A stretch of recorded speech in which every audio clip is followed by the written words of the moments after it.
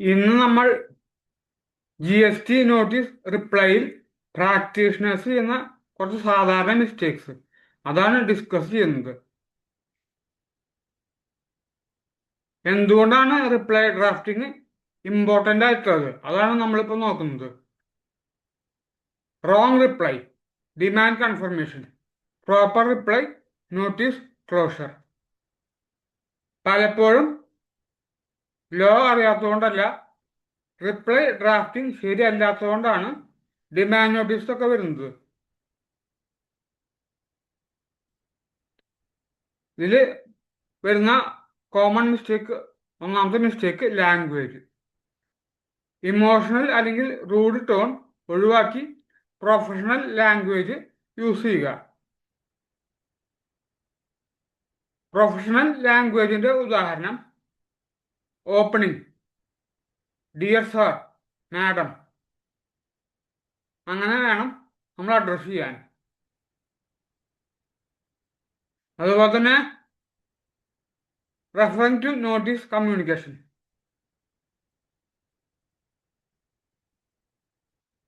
Referring to notice communication, താങ്കളുടെ notice സംബന്ധിച്ചിട്ടുള്ള വിവരങ്ങൾ അറിയിക്കാൻ ആഗ്രഹിക്കുന്നു. താങ്കളുടെ ഓഫീസിൽ നിന്ന് ലഭിച്ച അറിയിപ്പ് അനുസരിച്ച് ഇങ്ങനെയൊക്കെയാണ് കാര്യങ്ങൾ, അതൊക്കെ അങ്ങനെയാണ് അഡ്രസ്സ് ചെയ്യേണ്ടത്. പിന്നെ എക്സ്പ്ലനേഷൻ കൊടുക്കണം. ഈ വിഷയത്തിൽ ഞങ്ങളുടെ വിശദീകരണം താഴെ കൊടുക്കുന്നു. അതുപോലെ തന്നെ ഇഷ്യൂസ് ക്ലാരിഫൈ ചെയ്യണം. GSTR 1(3)(b)യിലെ ഔട്ട്പുട്ട് ടാക്സ് ലയബിലിറ്റിയുടെ ഡിഫറൻസ്, അത് ടൈമിംഗ് ഡിഫറൻസ് ആണ് അല്ലെങ്കിൽ ക്ലറിക്കൽ മിസ്റ്റേക്ക് ആണ്, എന്താണെന്ന് വെച്ചാൽ അത് ക്ലാരിഫൈ ചെയ്യണം. അതുപോലെ തന്നെ കൺസിഡറേഷൻ റിക്വസ്റ്റ് ചെയ്യണം. ഈ വിശദീകരണം പരിഗണിച്ച് നടപടികൾ സ്വീകരിക്കണമെന്ന് വിനീതമായി അപേക്ഷിക്കുന്നു.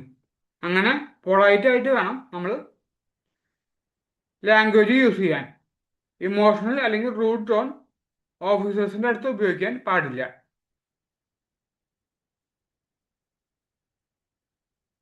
അടുത്ത മിസ്റ്റേക്ക് ക്ലാരിറ്റി. കൺഫ്യൂസിങ് എക്സ്പ്ലനേഷൻസ് ഒഴിവാക്കി ക്ലിയർ ആൻഡ് പ്രിസൈസ് എക്സ്പ്ലനേഷൻസ് ആണ് യൂസ് ചെയ്യേണ്ടത്.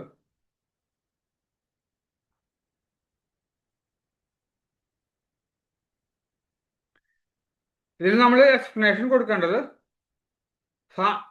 സാങ്കേതിക പിഴവിന്റെ ഫലമായിട്ടാണ് ഈ വ്യത്യാസം ഉണ്ടായത്, അല്ലെങ്കിൽ ടൈമിംഗ് ഡിഫറൻസിന്റെ കാരണം കൊണ്ടാണ് ഈ വ്യത്യാസം ഉണ്ടായിട്ടുള്ളത്. അതുകൊണ്ട് തന്നെ ഇവിടെ ടാക്സ് ഇവേഷൻ ഒന്നുമില്ല. അങ്ങനെ വ്യക്തമായിട്ടുള്ള എക്സ്പ്ലനേഷൻ ആണ് കൊടുക്കേണ്ടത്. GSTR 1 ഉദാഹരണം പറഞ്ഞാൽ 10 ലക്ഷം രൂപ ഔട്ട്പുട്ട് ടാക്സ് ലയബിലിറ്റി കാണിച്ചു. പക്ഷേ GSTR 3(b)യിൽ 8 ലക്ഷം രൂപ മാത്രമേ ഔട്ട്പുട്ട് ടാക്സ് ലയബിലിറ്റി കാണിച്ചിട്ടുള്ളൂ. 2 ലക്ഷം രൂപ ടാക്സ് ഡിഫറൻസ് ഉണ്ട്. അത് ടൈമിംഗ് ഡിഫറൻസ് കാരണമാണ് അല്ലെങ്കിൽ ക്ലറിക്കൽ മിസ്റ്റേക്ക് കാരണമാണ് എന്ന് നമ്മൾ കൃത്യമായി എക്സ്പ്ലെയിൻ ചെയ്ത് കൊടുക്കണം. കൺഫ്യൂഷൻ ഒഴിവാക്കണം. ഏത് സെക്ഷൻ പ്രകാരമാണ് നോട്ടീസ് വന്നത് എന്നൊക്കെ നമ്മൾ ഇതിൽ റിപ്ലൈയിൽ നമ്മൾ കാണിക്കണം. ഉദാഹരണമാണ് സെക്ഷൻ 73 പ്രകാരം, അതായത് other than fraud, wilful misstatement, suppression of facts, അതുകൊണ്ടുള്ള നോട്ടീസാണ് എന്ന് വ്യക്തമായി നമ്മൾ സൂചിപ്പിക്കണം. പിന്നെ വരുന്നത് മിസ്റ്റേക്ക് നമ്പർ 3, ഡോക്യുമെന്റ്സ്. എക്സ്പ്ലനേഷൻ മാത്രം പോരാ, സപ്പോർട്ടിംഗ് ഡോക്യുമെന്റ്സ് അറ്റാച്ച് ചെയ്യണം.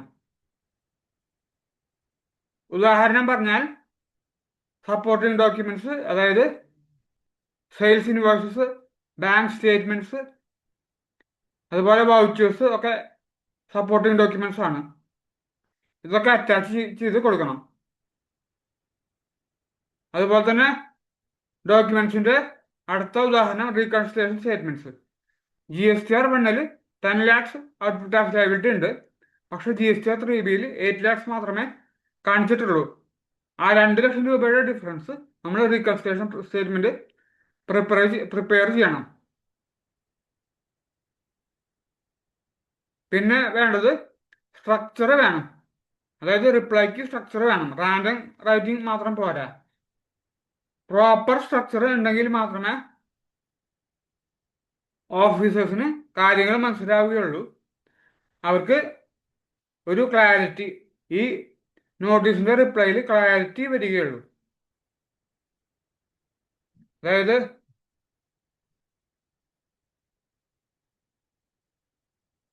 റിപ്ലൈയുടെ സ്ട്രക്ചർ എങ്ങനെയാണെന്ന് വെച്ചാൽ, ഒന്നാമത്തത് എന്താണ് വിഷയം എന്ന് നമ്മൾ വ്യക്തമാക്കണം. അതായത് GSTR 1, 3B തമ്മിലുള്ള ഡാറ്റ വ്യത്യാസമാണ് നോട്ടീസിന് കാരണം എന്ന് പറയണം. അതിന്റെ കാരണം ഒന്നുകിൽ ടൈമിംഗ് ഡിഫറൻസ് അല്ലെങ്കിൽ ക്ലറിക്കൽ മിസ്റ്റേക്ക്, സാങ്കേതിക പിഴവിന്റെ ഫലമായിട്ടാണ് ഉണ്ടായത്. ചില യൂണിവേഴ്സുകൾ തെറ്റായ ടൈമിൽ അപ്ലോഡ് ചെയ്തു, അതുകൊണ്ടാണ് ഈ ഡിഫറൻസ് വരാൻ കാരണം. അതിന് തെളിവുകളായി ഇൻവോയ്സിന്റെ കോപ്പി, ബാങ്ക് സ്റ്റേറ്റ്മെന്റ് കോപ്പി, ഇതൊക്കെ അറ്റാച്ച് ചെയ്ത് കൊടുക്കണം. ഈ ഡോക്യുമെന്റ്സ് പരിശോധിക്കുമ്പോൾ ശരിയായിട്ടുള്ള ടേൺ ഓവറാണ്, നമ്മൾ ടേൺ ഓവർ ശരിയാണെന്നുള്ളത് ഓഫീസർക്ക് വ്യക്തമാവും. അതുപോലെ തന്നെ ഇതിന്റെ കൺക്ലൂഷൻ വരുന്നത്, നമ്മൾ എക്സ്പ്ലനേഷൻ കൊടുത്തു, അതുപോലെ തന്നെ ഡോക്യുമെന്റ്സ് അറ്റാച്ച് ചെയ്തിട്ടുണ്ട്, ഇതൊക്കെ കൺസിഡർ ചെയ്ത് ഈ വ്യത്യാസം പരിഗണിച്ച് കേസ് ക്ലോസ് ചെയ്യണം എന്ന് അപേക്ഷിക്കുന്നു. അങ്ങനെ ഒരു കൺക്ലൂഷനും കൂടെ കൊടുക്കണം. ഇതാണ് ശരിയായിട്ടുള്ള സ്ട്രക്ചർ.